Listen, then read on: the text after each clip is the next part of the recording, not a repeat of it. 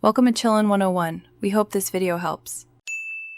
You begin by confirming the image is editable. RAW gives latitude, JPG compresses detail. Once done, immediately duplicate the master file, name it edit so you never overwrite the original.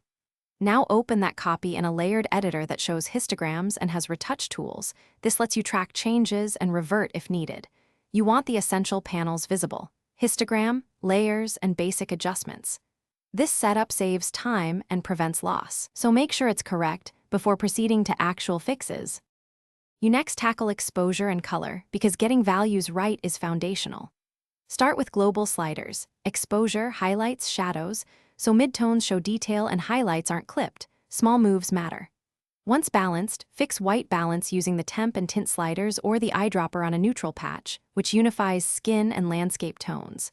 Then make targeted local adjustments: dodge and burn to shape light, selective saturation to rescue color, and noise reduction only where grain distracts. This layered approach preserves texture and realism. You finish by cleaning and preparing the file for output. Start with targeted retouching. Use healing for small spots and clone for larger areas. Separate texture corrections from color to preserve realism. Next, apply selective sharpening tuned to the subject and preview at the final output size. Sharpening at full resolution often overcrisps when scaled down. Finally, export appropriate copies. Web in sRGB at 72 dpi, print in Adobe RGB at 300 dpi, and keep a